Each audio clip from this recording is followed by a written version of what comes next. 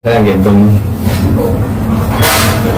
Yang ditunjukkan itu kan cuma waalaikumsalamnya, tetapi tidak pernah yang belakangnya itu kan ditunjukkan isinya tidak. Dia ini pernah ada nada, nggak pernah dijawab sama nada.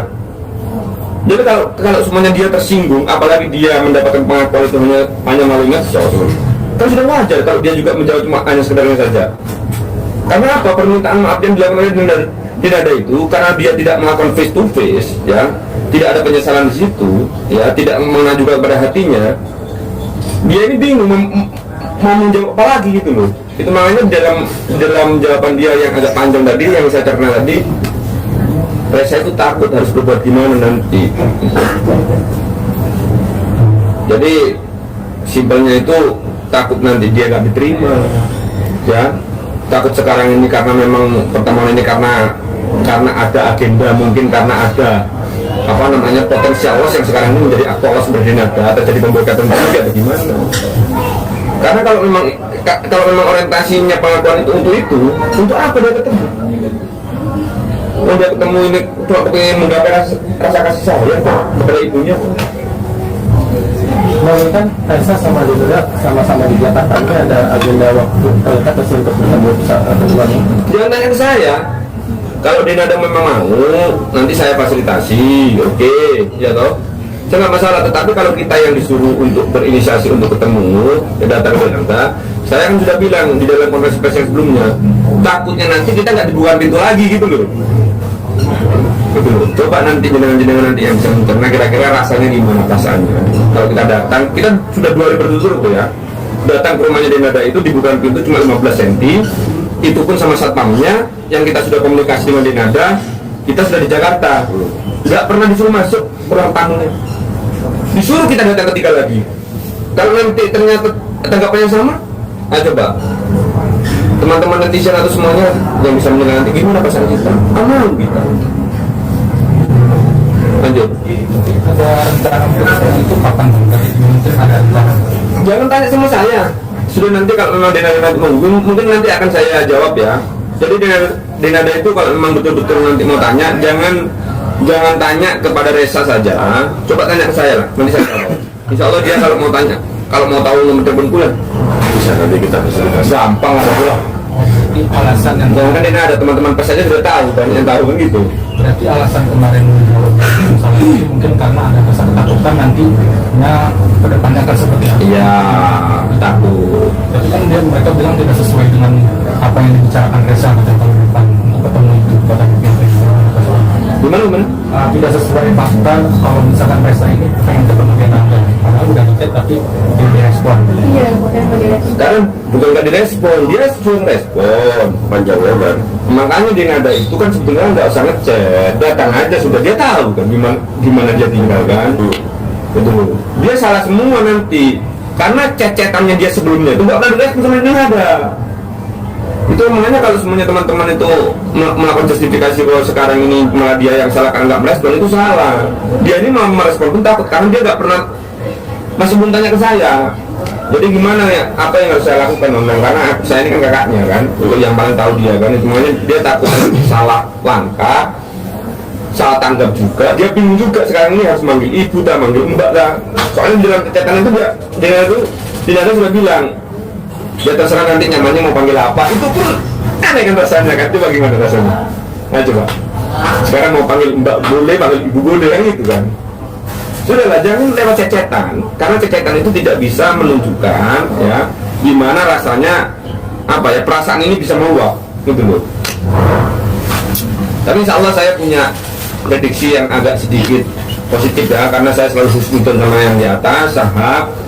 Insya Allah ini nanti smooth lah nanti penyelesaiannya kalau memang Denada itu betul-betul bisa mengesampingkan egonya yang pertama ya, bisa menunjukkan bahwa orientasi dia untuk melakukan pengakuan itu betul-betul dari hatinya itu.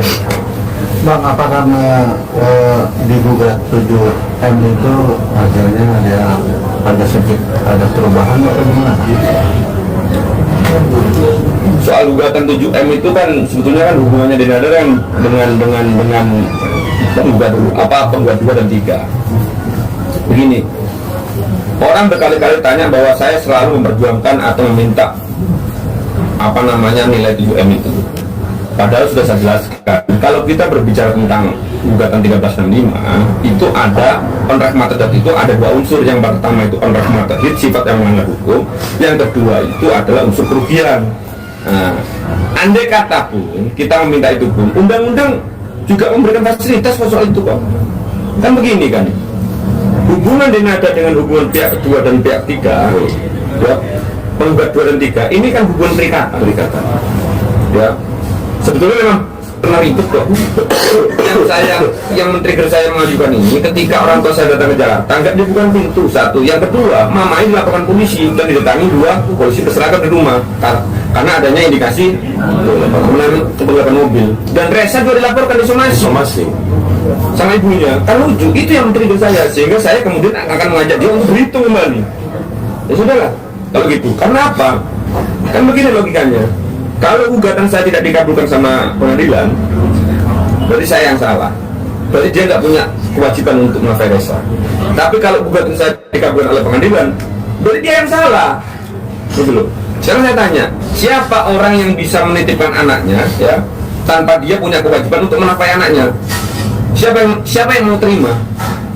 Nah, meskipun pada hakikatnya bukan itu loh ya. Ini saya garis bawah ya. Hakikat awalnya bukan itu. Hakikat awalnya karena orientasi ibu saya yang sudah diinjak martabatnya, disuruh berdiri di pinggir trotoar selama 3,5 jam, 10 hari berturut-turut, tidak bukan pintu, itu aja. Lanjut. Soal isu Renata itu memiliki anak, sempat ada statement yang berseliweran di media sosial itu, dimana Bapak sempat akhirnya ada yang klarifikasi kalau Renata itu berdua. Nah, ini pertanyaan normal dosa ini. Ya mohon maaf ya, saya juga tidak dalam kapasitas untuk menjawab itu. Ya tolonglah, kalau memang teman-teman sudah bisa melihat saya itu kan, saya kan sudah mulai awal kan saya kan sudah bilang, andai kata Mbak Dena itu sudah betul-betul menghadiri mediasi forum yang sudah disediakan oleh pengadilan yang begitu mulia, yang menutup perkara ini dan aib nggak terbuka, ya, kalau dia betul-betul hadir selesai masalah ini. Karena dia tidak hadir maka aib ini terbuka, padahal orientasi saya bukan untuk membuka aib.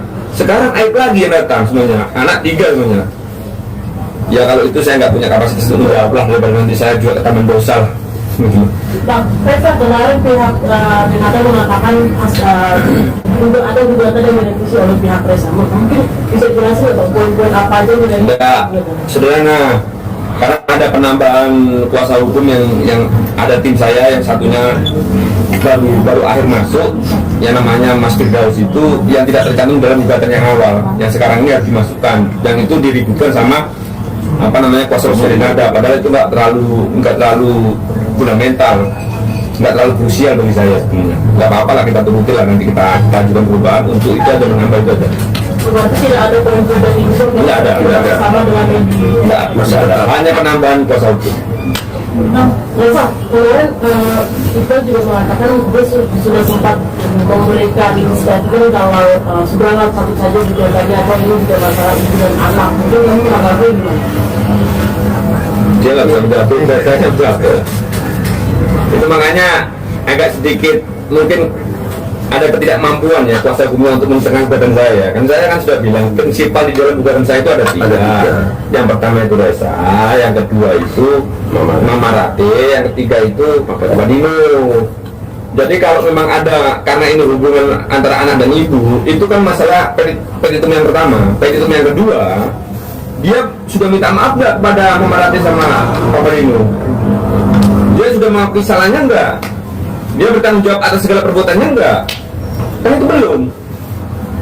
Sehingga kalau nanti ada teman-teman netizen atau kawan-kawan pers ini mau tanya relevansi untuk mencabut itu, ya kurang relevan. Berarti kan pengacaranya kan kurang mencerna kan perbuatan saya itu apa, kan itu itu aja. Nah, mungkin saat ini sampai saat ini saya sudah mencari ayat kandungan.